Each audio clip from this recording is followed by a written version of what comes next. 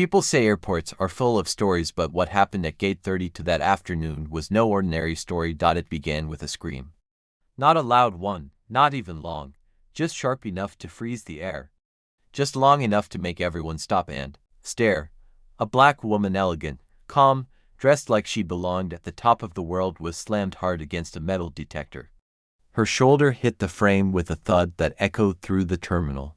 Luggage rolled to a stop. Conversations died mid-sentence. The crowd around Gate 32 turned, some in shock, others pulling out their phones. But no one moved. The man who pushed her, a gate agent in a wrinkled uniform and a sour face, stood over her like he had done something heroic. "I said back off," he barked, pointing at her as if she was a threat. She didn't fight back, didn't shout. She just stood upright, fixed her blazer, and looked him dead in the eyes. And with a voice as calm as it was cold, she said just 5 words. "You just made a mistake." But what no one knew, what even the gate agent was too blind with arrogance to see, was that the woman he just manhandled wasn't just another passenger. She was the CEO of the entire airline. And at that same gate just minutes earlier another moment had unfolded quietly. A pregnant white woman, visibly exhausted, stood in the boarding area. People glanced at her but quickly looked away. Seats were taken. No one moved, except one teenager. A young black boy, no more than 18, wearing worn sneakers and carrying a backpack heavier than it looked. He stood up, smiled politely, and offered his seat. No words, just kindness. She sat down, touched by the gesture. And just before boarding began, she slipped him a note. Just a small folded paper, nothing fancy. But what was written inside would soon change his life. Now the stories were unfolding, one loud, violent, and public, the other quiet, hidden, but just as powerful. And in just a few minutes, both would explode. Because when you disrespect power disguised as ordinary and overlook kindness dressed in silence, the consequences don't knock. They roar. The silence after her words, "You just made a mistake," was heavier than the chaos that came before. The gate agent blinked. Once, twice. Something about the way she stood, the way everyone else had suddenly stopped breathing, it made him uneasy. A security guard whispered into his radio, stepping back like he didn't want to be part of what was coming. A flight attendant's mouth hung open. Someone near the counter muttered, "Wait, is that?" But before he could finish his thought, a tall man in a black suit came walking toward them, fast, not running, but with the kind of pace that made people get out of the way. He had a badge around his neck, eyes locked on the woman who had just been shoved. "Mom," he said, stopping just beside her. "Are you all right?" She gave a small nod, calm, still composed. But her eyes never left the gate agent. The man in the suit turned toward the gate agent slowly. "Do you know who this is?" The agent scoffed. "I don't care who she is. She was being difficult, didn't follow instructions. You just assaulted the chief executive officer of this airline," the suited man said flatly. The agent's mouth dropped open. The crowd gasped. Several phones caught the moment he went pale, his shoulders slumping like the weight of the truth had just knocked the wind out of him. People started whispering louder now. "She's the CEO. Did he really just push her? Oh my God." And while the gate agent fumbled for words, she finally stepped forward, only one step, and said, "I built this airline from the ground up. You don't just represent yourself in that uniform. You represent me, and today, you failed." His lips quivered, hands slightly raised as if to apologize, but no words came. None that could save him. Security surrounded him. He wasn't being arrested yet. But he wasn't going back behind that counter either. The decision had already been made. And the silence of the staff watching him get escorted out said more than any loud protest ever could. Meanwhile, just a few rows away, the pregnant woman who had been offered the seat had already boarded. But before stepping into the plane, she turned back, looked at the young black teen who had given her his seat, and held up her hand, thumbs up, with a small, knowing smile. He unfolded the note she'd left in his lap. 3 lines were written, in simple handwriting. "You showed respect when no one else did. I'm not just a passenger, I'm the wife of the chairman. Call this number. You have a future waiting." His hands trembled as he read it again. The gate agent thought he had power because of his position. The teen didn't have a title, a uniform, or authority, but kindness. Kindness had opened doors no title ever could, and this story was far from over. The whispers didn't die down, they grew louder, chasing the gate agent as he disappeared through the security doors, flanked by 2 uniformed officers. Some passengers clapped, others just shook their heads in disbelief, replaying the scene in their minds like a movie stuck on a shocking frame. But the woman, the CEO, stood still. She wasn't angry, not loud, just still, like a calm before the storm that had already passed. The tall man in the suit leaned in. "Ma'am, should we delay the flight further?" She shook her head. "No, let the people get to where they're going. But I'll be staying. There's someone I need to speak with before I board." That someone had no idea he was being waited on. Across the terminal, the teen was sitting quietly, the folded notes still in his hand. His eyes scanned the words over and over again, like he couldn't believe what he was reading. "You showed respect when no one else did. I'm not just a passenger, I'm the wife of the chairman. Call this number. You have a future waiting." He looked around, as if maybe someone was playing a prank, but no one was watching him. The crowd's attention was still fixed on what had just happened near the gate. He slowly pulled out his phone and dialed the number written in ink. It rang once, twice. Then a voice picked up, gentle but firm. "This is Margaret Weller." His voice cracked a little. Hi, my name is Darius. You gave me a note." "I wasn't sure if I should call." "You should," she said without hesitation. "In fact, I was hoping you would." Darius swallowed hard. "I didn't do anything special. I just gave up my seat." "And in a world full of people too busy to care," she replied, "you did something most don't anymore. You saw someone that matters." Darius didn't know what to say. He'd grown up hearing stories about how nothing you do matters, unless you've got money, power, or a famous last name. But this woman, this stranger, was talking to him like his small act had weight. "I want to introduce you to someone," she said. "Stay where you are." He froze. "Wait, you're here." But the call ended before he could say more. A few minutes passed. He stood, unsure if he should wait or leave. Then, from the corner of his eye, he saw her, Margaret Weller, elegant, calm, like she belonged at the head of a boardroom, walking toward him with purpose. And beside her was the woman everyone had just seen get pushed, the airline CEO. Every step they took felt like slow motion. Darius's palms started sweating. His legs felt like they might give out. He stood anyway, out of respect, out of instinct. Margaret smiled. "Darius, I'd like you to meet my friend and your airline's CEO, Ms. Elaine Porter." Elaine extended her hand. "I saw what you did earlier." Small gesture, big heart. "You didn't know anyone was watching, but I was." Darius shook her hand slowly, unsure if he was dreaming. "I just thought she needed the seat more than I did." "You thought right," Elaine said, her voice steady. "And people like you. That's what this company needs more of. People who treat others with decency even when no one's clapping." Margaret nodded. "Elaine and I talk often about mentoring young leaders, about reaching back while we climb." "How old are you?" "Darius, 18, he replied. "Just finished high school, trying to figure things out." Elaine smiled. "How about this? We help you figure it out." He blinked. "I don't understand." "You will," Margaret said, placing a card in his hand. "Internship, paid. Direct mentorship from the chairman's office. Full college scholarship, if you're serious, all because of one seat." One moment, Darius stared at the card. The words were blurry, not from the ink, but from the tears building in his eyes. He wiped them quickly, embarrassed. Elaine noticed. "Don't hide that. The world made you think humility is weakness." "It's not." He nodded, still speechless. Elaine turned to Margaret. "Ready to board?" "Yes," she replied.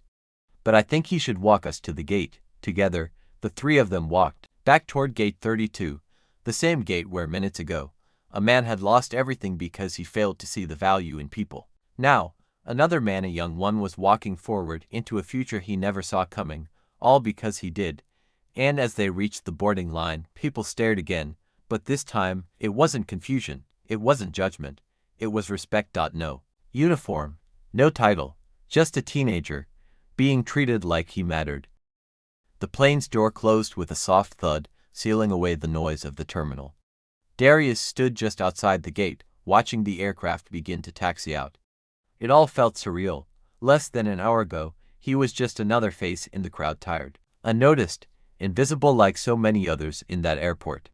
Now, he was at the center of something he didn't even have words for.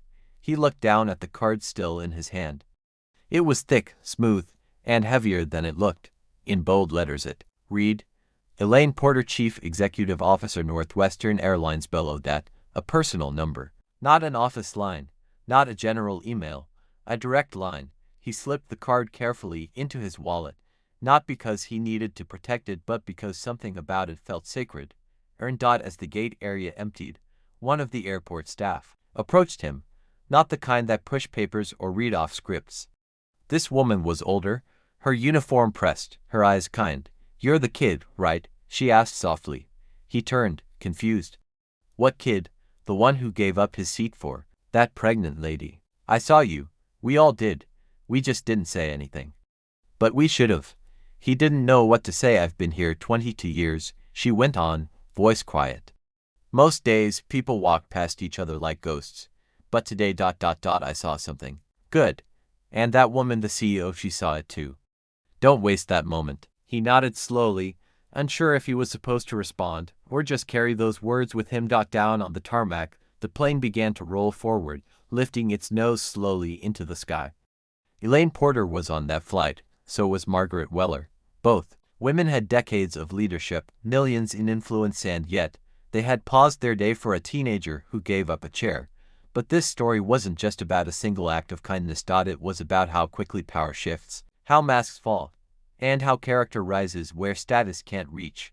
Because not too far from that same terminal, the former gate agent James sat alone in a small airport conference room, a supervisor seated across from him with a printed incident report in hand. "Do you realize what you've done?" the supervisor asked, shaking his head.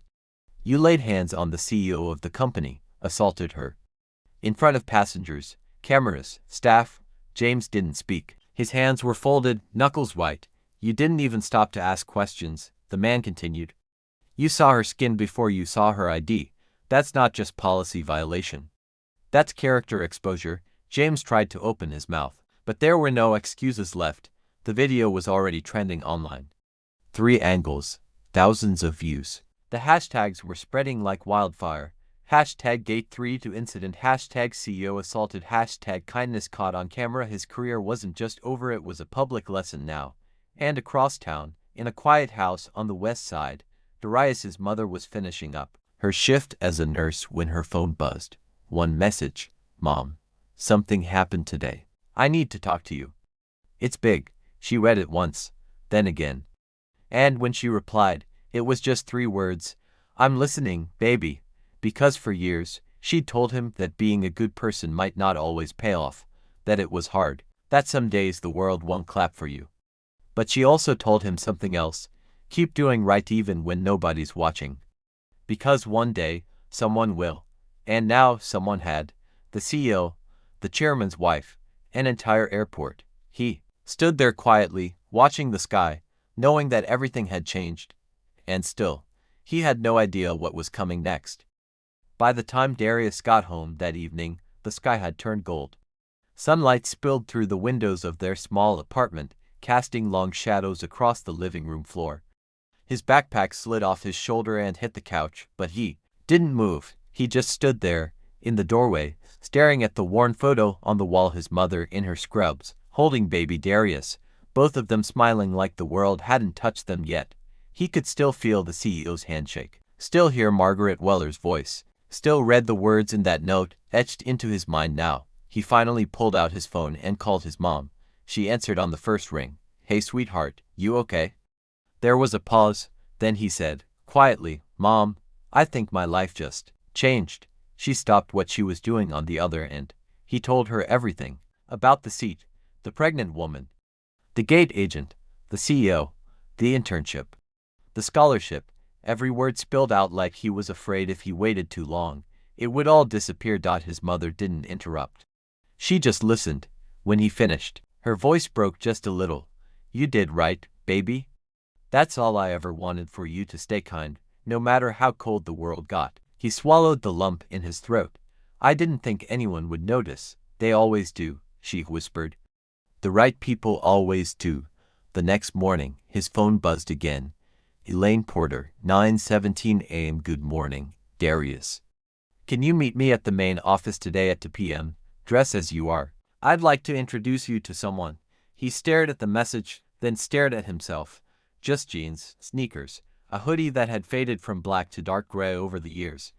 Not office wear, not CEO level, but her words stuck. Dress as you are. So that's exactly what he did. By 2 p.m., Darius stood in the glass lobby of Northwestern Airlines headquarters, heart pounding in his chest like it wanted to escape. Everything was pristine: marble floors, massive steel logo overhead, suits walking fast with purpose, and there he was, standing still, out of place.